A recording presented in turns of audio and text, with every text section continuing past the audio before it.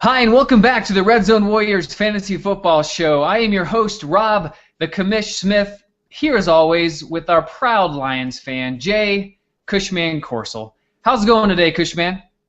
Going well, going well. There's actual football on TV, so I have a throbbing, massive erection, like 24/7. Especially the Lions are playing tonight against the lowly Cleveland Browns without Josh Gordon. So I'm looking forward to watching the Lions kick some ass tonight, and hopefully this erection will go down at some point, or I might have to go to the hospital. You'd have to go to the hospital. I've been there. Anyway, tweet us all your fantasy football questions at Red Zone Warriors. There's a lot of keeper questions going on right now. Which guy should I keep in what round? What's the best value? What's best for my team? So go ahead, tweet us at Red Zone Warriors. But in our next segment, we're going to cover the latest news and notes around the NFL. We will be heading over now to the AFC North and starting with Cincinnati, home of the Red Rocket. Speaking of the Red Rocket, one Mr. Andy Dalton, the Bengals did sign him to a 6-year, $115 million deal, to the shock and disbelief of the collective NFL fan base, as long as myself. Just couldn't imagine why anyone would give Dalton, who is 30-18 as a starter, but 0-3, yes, 0-3 in the postseason, that kind of loot. You know, Jay, a closer look, though, at Dalton's contract, shows that the Bengals, they paid him like a second-tier quarterback that he frankly is. The deal included a $12 million signing bonus, so he took that to the bank, and $17 million guaranteed. But, CBS Sports NFL insider Jason La Canfora, another good last name, or is that a middle and a last, not sure, noted that, all the fully guaranteed money comes in the first year of the deal. Dalton will make $18 million guaranteed this season and $22 million by February. Beyond that, this contract is essentially pay as you go. Is that similar to renting a hotel room by the hour, Jay? You're the expert on that, Chief. Oh, cha-ching. All right. Of the 17, this is interesting, of the 17 passers earning the biggest salaries, Dalton ranks next to last, only ahead of Colin Kaepernick in terms of percentage of total contract that's guaranteed, which is 17.7% for those of you following at home. Meanwhile, the names of Rodgers, Ryan, Breeze, Brady have between 40 and 58% of their contract guaranteed, again, as opposed to 17%. So, this really puts him where he belongs, and that would be second tier. He's only there because of one Mr. A.J. Jeremiah Green. Yes. All right, so the question here with Cincinnati, how will this new offensive coordinator, Hugh Jackson's system, affect Dalton and the Cincinnati passing game, for that matter, in general? Jackson and his staff, they want to establish a run-first identity. That's his history. That's what they do. Very different than what Cincinnati was used to in years prior. At camp, the reports are that they're hinting at, at a no-huddle, up-tempo look to try to use Gio Bernard more creatively, Tyler Eifert as well, and a little bit of Mohamed Sanu. So I think in general, they are going to be more run-heavy. It's going to be Gio. Thank you. He's my keeper, by the way. With the rookie Hill in all likelihood, because the law firm is probably, if he doesn't get whacked from the team, is going to be warming the bench. So I think we need to expect Dalton's pass attempts to drop pretty significantly. I don't think it's really going to affect A.J. Green, we'll talk about here in a minute, his production that much just because he's such a beast. But it's probably going to go down to the, 400 to 500 range, somewhere in that ballpark. So Andy Dalton's currently a value. Shocker, he's a value. Going at quarterback 17 off the board at the end of the 11th round. So he's going after Rivers and Wilson and Big Ben, but he's going before Carson Palmer, Eli Manning, Johnny Football, and McCown. So that's where he belongs. I know he finished like third or fourth or fifth, depending on your scoring system last year for fantasy, but nobody trusts that. And he was so boom or bust, it was ridiculous if you look at his weekly averages there. So that's enough on the Red Rocket. From a running back perspective, which I love to talk about because again, my keeper, Mr. Gio Bernard, is here. They fully expect, like we said, to run the ball more. So that's great for all the running backs there. Running back coach Kyle Kasky telling reporters that Bernard could get 260 to 300 touches this year. Cha-ching. As the team looks to expand his portfolio of plays, as it were. That's an injury waiting to happen. Oh, the guy, it's like Superman. It's not going to happen. So, like I said, Ben Jarvis could be on his way out. He's battling for a position there on the depth chart with some rookies and some guys deep on the chart. Like we said, they drafted Jeremy Hill. He's a much better version, frankly, of Ben Jarvis. He's a big back. Bernard's kind of the scat back, but Bernard is going to be the starter there. Yes, could Hill, steal some goal line carries? Sure, he could. He probably will. But that happened to Bernard last year, and he put up great numbers. Now he's going into his second year. So that's really it for the running backs there. Again, Gio's going as the 9th running back off the board in a PPR league. His value is increased there, and he's going kind of in the middle of the second round after DeMarco Murray, after Ball, even with his appendectomy, and after Lynch. But he's going before Le'Veon Bell, Arian Foster, and Doug Martin. So I know Foster and Martin kind of have some issues based both, Jay, on injury and just poor production last season. But would you take Gio over Le'Veon Bell? Is that close for you at all, or is it a no-brainer you'd take Gio? Well, that's a tough question because I haven't even really been looking at Gio because, as you said, he's your fucking keeper.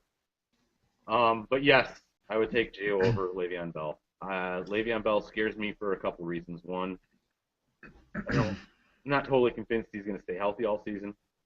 And two, LeGarrette Blount has showed his head and his face in Pittsburgh.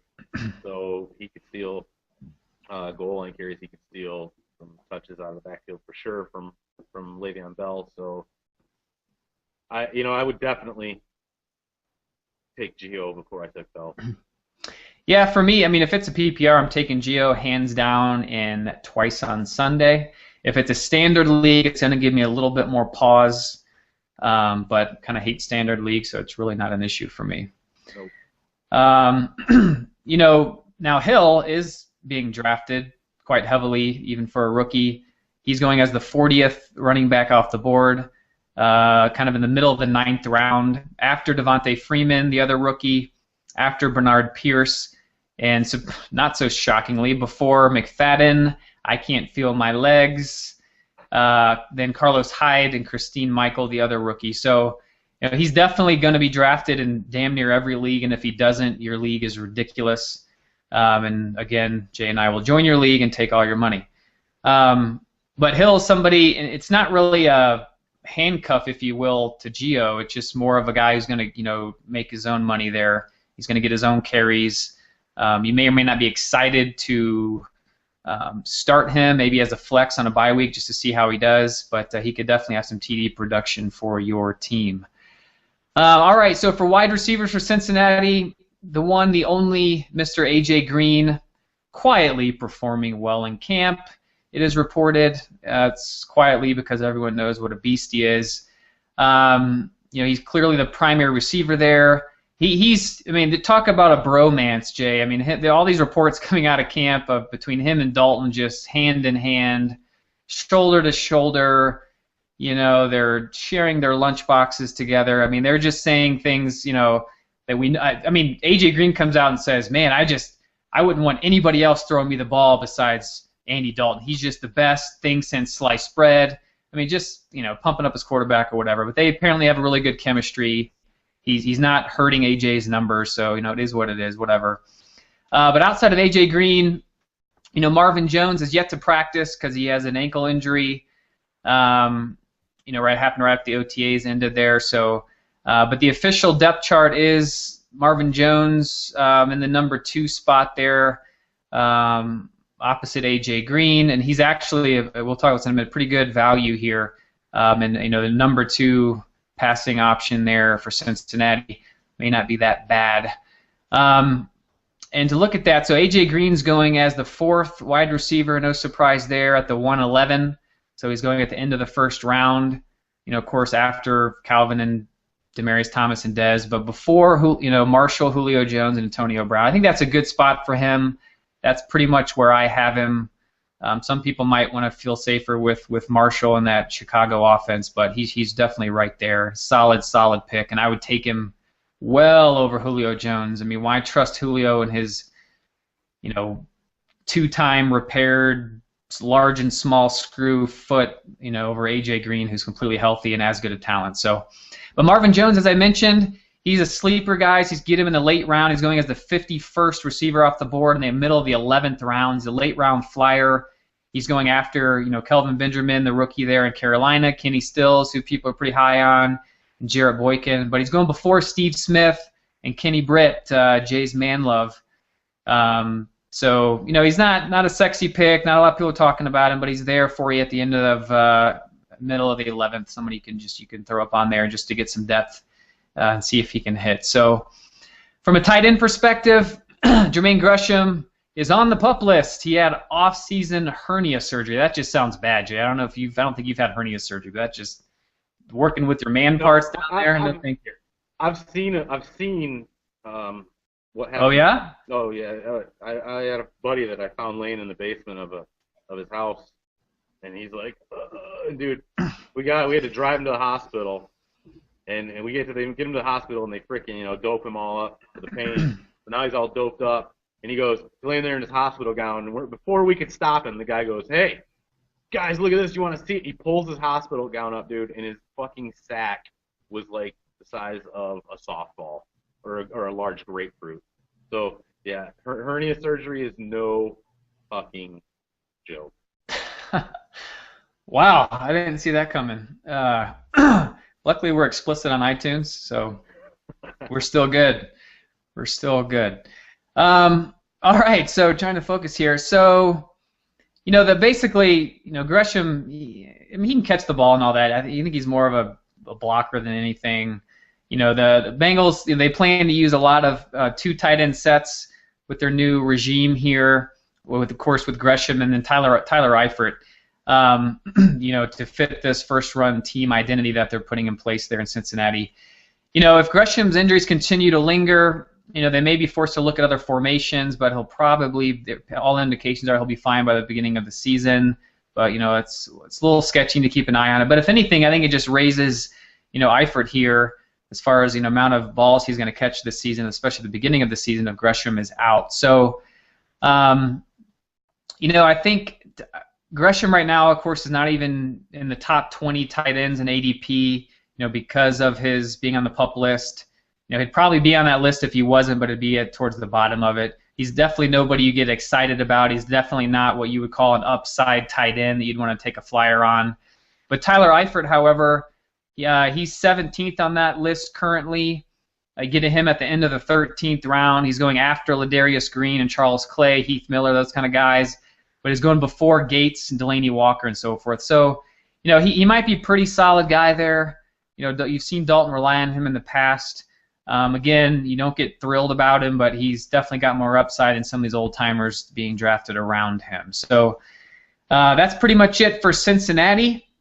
Again, if you have any questions about Cincinnati or any other teams that we've mentioned so far, send us a question on Twitter at Red Zone Warriors. So, Jay, the Cleveland Browns, you mentioned your Detroit Lions are playing them this evening, I believe. Is that true? Yeah, the Lions are playing Cleveland tonight, and they're going to kick the shit out of them, at least in the first two series. That's all I really care about is the first couple series. That guy's going to catch a touchdown. It'll be good. It'll be awesome. The Lions fucking rule. So, Cleveland. Let's talk about Cleveland. Brian Hoyer, a veteran with only 3 starts in his career, coming off an ACL tear, has been taking nearly every snap with the first team in training camp. So Johnny Manziel, he's high profile. We all know who he is. His on-field play and playbook knowledge have been as hotly debated as his off-field activities. He hasn't risen above the second team yet. Now that being said, head coach Mike Pettine has been complimentary of Hoyer, but he said he expects to get Manziel some first-team reps this week. So we're going to see that.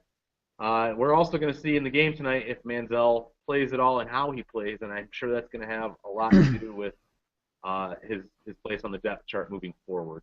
There have been some hints that the team may be considering using Manziel as a package quarterback, bringing him up in for series or groups of plays that they can use him as a change of pace player, so kind of like Tim Tebow at the Jets in the past. Like I said, clarity on the competition is coming soon. There's a game tonight, so we'll see how we'll see the Browns get destroyed by the Lions' third stringers. It'll be fucking hilarious. The Browns are deeper at running back than they have been in some time. Ben Tate is currently expected to be the team lead back, but rookie Terrence West has drawn praise from the coaches early in training camp. West is impressing in pass-catching drills, and he may be challenging Tate for first-team repetition soon. And his ADP is actually starting to show it. He is rising up. So Josh Gordon, we all know what's going on with him. He met with the league office over last weekend, appeals, blah, blah, blah, blah, blah. Will he be suspended for the season, or will it be 8 games, or 10 games, or 4 games? We don't know. We'll see what happens with that. But while he's gone, Mike Pettine, the head coach, has hinted that the team will use a committee of wide receivers if necessary. They've got Miles Austin, and they've got Andrew Hawkins. They are likely to see the most playing time. Austin has battled hamstring injuries frequently in recent seasons, but he's healthy right now, so he's been impressive early. Reports for getting out of their training camp. Hawkins will get a chance to show he's more than a slot receiver. You also had Nate Burleson and Travis Benjamin into the mix, so with Josh Gordon gone, I guess Miles Austin would probably be the guy I would go for there, and he's going pretty late. I don't have his ADP offhand, but I know a lot of times he's going undrafted, and if not, he's going like 14th, 15th round. So he's somebody to look at late. Now, as far as tight ends go, the depth chart behind Jordan Cameron is not impressive. So if you're going to take a tight end from Cleveland, you're going to take Jordan Cameron. He's going in like the 4th round, so a little bit early. I had him last year, first half of the season. Guy was lights out. He was like 3rd freaking best tight end in the league. Second half of the season, incidentally, when Josh Gordon came back, not so great, fairly inconsistent. But we'll see what he can do. If he drops to the 5th or 6th round, I'd probably take him, but 4th round's a little early on Cameron. But behind him, you've got Gary Bainbridge. He's Barnage. He's the primary backup. He doesn't show much as an inline tight end for the Browns. He can't provide in between the numbers and red zone threat that Cameron can. So really, if Cameron goes down, don't even bother. He's the guy there. Now with Gordon out, if Cameron stays healthy, he actually might be, pretty good. But like I said, I don't know about a 4th round pick. Yeah, and as you mentioned there, Miles Austin's going at the end of the 13th round, so and I don't think Hawkins is even being drafted. And what I'm hearing out of camp and so forth is that Hawkins is really the guy to have there.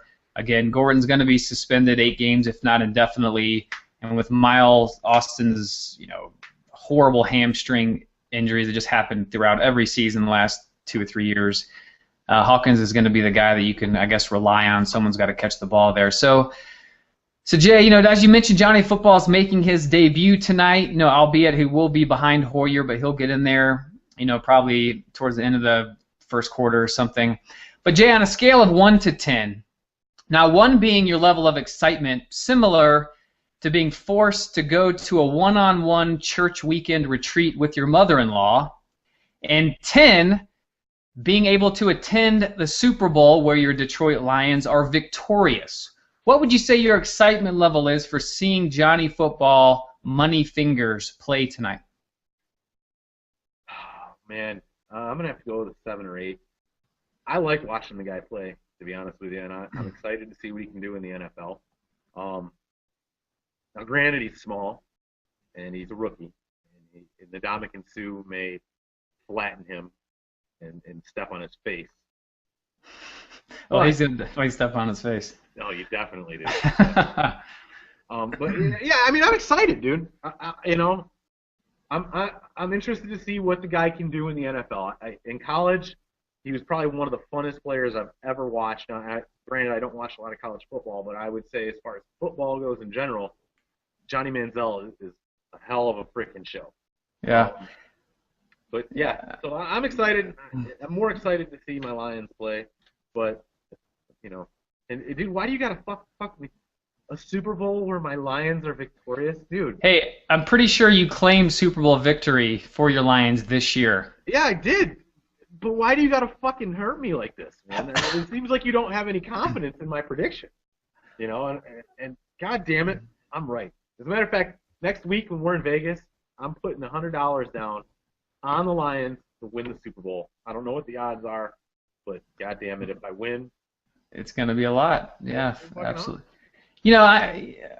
I'll admit I'm excited to see Johnny play, but I'm kind of disgusted with myself that that's the case. Just because I feel like I'm selling out. I mean, he's like on ESPN every time you turn around, and all this money fingers crap, and all this stuff he does off the field, and all. It's not like he came from some poor upbringing and dragged himself up by his bootstraps. I mean, the guy has a wealthy family. He's just kind of a snot-nosed kid, and it just pisses me off. But I am sadly sold out, and I am interested in seeing him play. It's actually unfortunate because by the time he gets in there, Ndamukong will probably not be on the field, so he won't be able to step on his face. But hopefully in the regular season, of course, I don't know if they play. They probably don't. But who knows? We'll see. Maybe they'll have to play in the Super Bowl, so there you go. Johnny Football and Detroit Lions victorious 2014. Listen. Sue is going to run out on the field. If he's not on the field already, if Manziel falls down, well, here's what's going to happen. Manziel is going to scramble and run. He's going to get tackled near the Lions sideline. Sue's going to be right there, and Sue's actually going to trip over somebody's helmet and accidentally step on Johnny Manziel, and he's going to get suspended for 6 games and fined $200,000 for it, and everybody will be really pissed off about the Ray Rice situation then. Yeah. Well, since Sue won't be a Lion next year, he better get his stomping in this season. Don't say that either. You know it's true. I know. That's all right. We got a good guy. We don't really need him as much as we used to, so he can go somewhere else and get paid a shit ton of money as far as I'm concerned. All right, so that wraps it up for the Cleveland Browns. All right, so we're going to continue here in the AFC North with the Baltimore Ravens. And, of course, we have to start with quarterback Joe Flacco. And, Jay, you can't spell elite without Joe Flacco. Amen to that. But they are saying he's struggling early in camp with some turnovers. But he is concentrating, I guess, as an offense as a whole, on more kind of safer, high-percentage throws underneath. It's kind of a new offense there. Kubiak is placing a huge emphasis on limiting the turnovers and improving the run game. Of course, it was disgusting last year, both with Ray Rice and Bernard Pierce. The offensive line was horrible. So, they are practicing their screen game. That's been very good for Ray Rice in the past. And they've got some athletic guards there, so they're going to be running that quite a bit this season, it appears like. But Joe Flacco, of course, isn't even being drafted as a top 24 quarterback, so even in 2 quarterback leagues, 10-man leagues, he's not even being drafted. So that tells you all you need to know about one Mr. Joe Flacco. Now, as far as the running game goes there, it's a big clusterfuck with Ray Rice. That's what happens when you beat your fiance up and drag her limp body out of an elevator on a camera. Behind him, of course, is Bernard Pierce. The coaches really like him there. He's done well so far in the preseason. They also have a guy who's been arrested and suspended, Lorenzo Taliaferro. He was apparently arrested for, quote, destruction of property. So really not sure what that means. But as far as Rice goes, I think if you've been following football at all, besides all the drama with his domestic assault, he has been suspended for only 2 games, which is unfortunate. But he is out for 2 games, so Bernard Pierce will be taking over. And Bernard Pierce is quoted as saying he's never looked at himself as a number 2 back or a backup. If my number is called, I'm going to perform. I'm going to show up. So we'll see if that actually happens, because last year, not so much. They also have Justin Forsett. He's been said to show off some impressive bursts throughout camp. Saw him a little bit in the preseason. And for what it's worth, in the preseason game versus the 49ers, going back to Ray Rice, he went 3 for 17. He looked quick, looked fast. Pierce went 10 for 37, and Lorenzo went 13 for 71, and Forsett 7 for 49. So half those guys aren't really relevant for fantasy unless there's an injury, but they probably won't be drafted at all. Speaking of that, Ray Rice's current ADP is 26. He's going in the latter part of the 5th round after guys like Pierre Thomas, Joique Bell, and Trent Richardson. But he's going before the likes of CJ.5K, Chris Johnson, before Frank Gore, and Ben Tate. So, I'm not drafting Rice on moral principle. But as bad as he looked last year, I don't care if he slimmed down and all that crap. I want no part of him this year, and I'd much rather take someone like Ben Tate or even Frank Gore, for that matter, over Rice. How do you feel about him, Jay? Well, I don't have the moral qualms that you do, but I mean, I don't like what the guy did, and I think he's a piece of shit. But I'd still draft him if he was going to be good, but I don't think he's going to be good. So, yeah, I'm going to stay away from him. I would definitely take a lot of the guys that are being taken after him. Well, not a lot, but I'd take Ben Tate for sure before him. I'm going to stay away from Ray Rice for sure. Yeah. So as far as the wide receivers, though, go there in Baltimore. Offensive coordinator Gary Kubiak has stated that this is the best wide receiver battle he has ever seen in 20 years in the NFL. Quote, "In all my years in the league, I don't know that I've ever seen as competitive of a situation as we have at receiver right now." Wow. That's interesting. He does know that Anquan Boldin is no longer there, right? The top 4 there are Torrey Smith. Of course, they brought Steve Smith, the little fighter, over from Carolina. They got Jacoby Jones and Marion Brown and some guys behind fighting for that 5th spot. Torrey Smith, as always, is supposed to be a big part of this offense, and he's said to have taken more of a leadership role, and he hopes to earn a longer contract extension soon. Steve Smith has reportedly looked quick in and out of his breaks at camp. As feisty as ever, getting into multiple fights with cornerbacks already. Well, it's not Steve Smith if he's not punching somebody right in the face. So, Flacco has built a trust, I guess, with Steve Smith already. He catches anything that's close to him. He does do that. He's just, of course, lost 4 or 5 steps, and he is pretty small as far as going up and getting contested catches. So, Torrey Smith is currently going as the 29th wide receiver in PPRs off the board, middle of the 6th round, after guys like Macklin, Kendall Wright, and Emmanuel Sanders, but before guys like Mike Wallace, Colston, and Reggie Wayne, and Golden Tate. I, for one, would definitely rather have Golden Tate, probably Mike Wallace, and of course, Kendall Wright and Sanders, all of them. Torrey Smith is just so up and down. He just either scores you 25 points because he catches a couple deep balls, or he gets you 2 for 34. And especially in a 10-man league, I'd rather have some more consistency there. How about you, Jay? Absolutely, man. I've never been a big fan of Baltimore's offense per se in fantasy. And Torrey Smith, like you said, he's up and down. He's not a real consistent guy to have on your squad. Maybe as a flex play, but even then, the guys that are going after him, especially Mike Wallace, Reggie Wayne, Tate, those are all guys that I think are going to have way more fucking word. Hold on. Upside? Those are guys that I think are going to have way more consistency than Torrey Smith. They definitely have more upside. So I'd be staying away from him and most of Baltimore's offense this year. I mean, Flacco's not the greatest, most consistent quarterback in the world either. So it's just something I'll stay away from. Steve Smith, and I just ragged on him. I know he's older and a veteran and all that stuff, but he's going 54th overall in the 12th round. I think he's going to have some PPR value. I think Flacco will probably lean on him, for those short kind of slot passes to him. So he might be worth a flyer, but he's definitely not a guy that you're going to have a lot of hope for and a lot of upside. So if you want a guy with a decent floor, I think he'll do okay for you as like a wide receiver, 4 or 5, but that would probably be about it. So, No, who I am excited about on this offense, one of the few guys, is tied in there, Dennis Pitta. He's now a year removed from dislocating his hip that he suffered in training camp in 2013. He did return late last season, but really wasn't the same player as he was coming back for that injury. You definitely saw his lack of explosiveness there on the field. But now he's fully recovered. He's regained his previous form, and he's quoted as saying, I'm out here not thinking about it.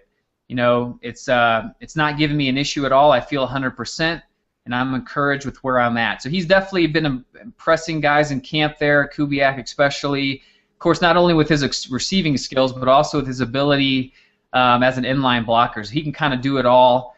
And be remiss if I didn't mention that Owen Daniels did go over there with Kubiak from Houston.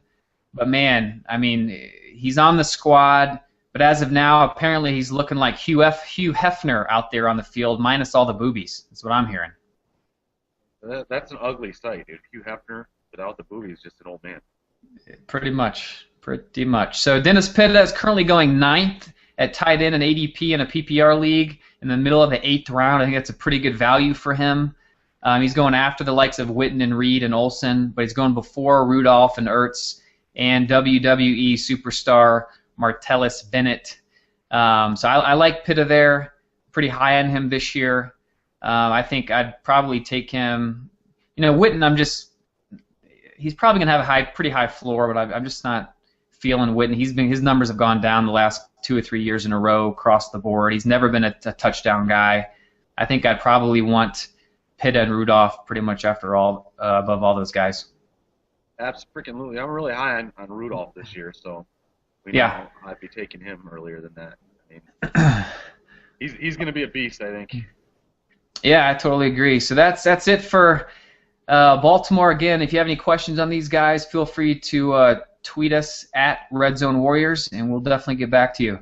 So let's move along, Jay. What do you have to say about the old Pittsburgh Steelers? Well, Pittsburgh.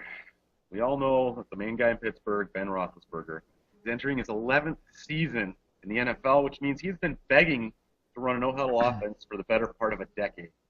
Last year, halfway through the season, he got his chance, and now, 2014, looks like a season where they're finally going to utilize this no-huddle offense. So that's good news for Ben Roethlisberger and the receivers in Pittsburgh. Last year, in the second half of the season, like I said, when they started utilizing this no-huddle, 20 of Roethlisberger's 28 touchdowns were in Week 8 or later, and the team was 6-3 in those games. So he definitely does better in this kind of setup. Guys like Antonio Brown are going to be really, really nice to have. He already catches a ton of balls, and I think he's just going to keep being utilized there. Well, Jay, and I think too that running the no huddle, people have concerns about Le'Veon Bell a little bit, and maybe LeGarrette Blount stealing some goal line carries. But if they're running a no huddle, Bell's simply not going to come out of the lineup. Yeah, that is true. Now, goal line touches will be a little bit different, I think. Obviously, they may run him in for those, but I think Le'Veon Bell obviously is going to get the lion's share of the carries in Pittsburgh. Speaking of him, he had a really nice rookie season last year. He returned from injury, finished really strong. He continued to progress in the offseason, according to Mr. Mike Tomlin, the head coach over there. He missed a few early practices with a hamstring injury. He has returned to full pads and full work. His touches may not be as high as typical workhorse back due to LeGarrette Blount being there, but like you said, as far as running a no-huddle offense, he'll be left in there a lot more than a lot of people think. And despite being a clear backup, Blount's important is shown in the fact that he was given he was running with the first stringers in practice last Thursday. So, what do you think? Do you think Blount's going to steal a lot of carries or no? That's a lot of people are asking that question. So, what's your take on it? Well, I'm just looking at the stats. They just played the Giants in their first preseason game. Le'Veon went at 3 attempts for 18 yards. So 6 yards on average. That's pretty good. It's very good, actually. LeGarrette was 3 for 10, 3.3. He's more of a plotter, as we've seen. They do have, I don't know if you guys saw the highlights of Dree Archer, a guy, man, he's that rookie wide receiver. Look it up. Check out the vine of it. It's pretty impressive. This guy is he runs like a 4.23 or something. It's ridiculous how he flies down the field. But, The thing is about LeGarrette, Jay, is I just don't want to underestimate the guy. That's what keeps holding me back. I underestimated him last year in New England, and he had a lot bigger role than any of us expected, due mostly to Ridley fumbling it. But once he got in there, he actually looked pretty impressive. So I don't want to underestimate him and what he could potentially do. But at the same time, Le'Veon Bell is more entrenched, even though he's going into his second year as that, quote unquote workhorse back. They don't really have one of those in New England. So I think he's going to be more or less spelling Bell, and Bell's going to get, and Bell's he's not exactly bad on the goal line either. He did that role all last year and did great with it. He's no small man by any means. So, I don't think that Blunt is draftable, and I don't know that he's actually worth a handcuff for Bell. It's at least my early take until I see more preseason games. Yeah, I feel the same way. He's not draftable for sure. As far as a handcuff goes, I don't know if he's really good enough for that. But a lot of people, you made a good point about not underestimating him. A lot of people did that last year, and he ended up, screwing a lot of people over. So moving on, we'll talk about the wide receivers a little bit. Pittsburgh's entering the year with some questions on the depth chart, but not as bad as last year. Obviously Antonio Brown's the number one guy there. He finished third overall wide receiver in PPR leagues last year. So, he's obviously a PPR beast. He's a little bit less relevant in standard leagues, but still a number one receiver. They've got a second-year guy there, Marcus Wheaton. He's probably gonna be the starter. He's being impressive in camp so far. Last year he was out for most of the year. Had a broken finger, so he wasn't really impressive. Didn't start. They also signed Lance Moore away from New Orleans this year, and he's been doing pretty good. He's been learning the offense from his former college roommate, who's also in Pittsburgh, so he's a step ahead of a couple other guys there. He's a veteran presence. He should be a solid target on third down and in red zone situations, much like Jericho Crotcher did last season in Pittsburgh. Heath Miller, tight end, back to his old self, recovering from an ACL tear at the end of 2012. Miller's a legitimate candidate for leading the team in receiving touchdowns. He's a great, big, huge red zone target. So I don't know that I'd draft him real early, or even, I would probably have Heath Miller as a backup tight end or as like my bye week guy. But, I don't know that he's going to be a huge target for people in fantasy as far as tight ends go. He's not, there's a lot of guys out there way better than he is. So, Rob, you got anything to add on Pittsburgh? Well, I just want to get your thoughts on Antonio Brown again real quick. You've kind of led the charge on this guy. You've owned him like the last 3 straight years, and he's always that guy who's underestimated, undervalued, and he was like top 3 or 4, it seems like, the last couple years in a row. But my only question is, do you think, and I know, look, you and I create rankings and all that, and we have them super high, so I kind of know the answer to this somewhat. But for those out there who are questioning a little bit, just Emmanuel Sanders leaving, a pretty strong number 2 across from him. They've got Marcus Wheaton there, the rookie that came in. And after that, like you said, Justin Brown, Lance Moore was brought over.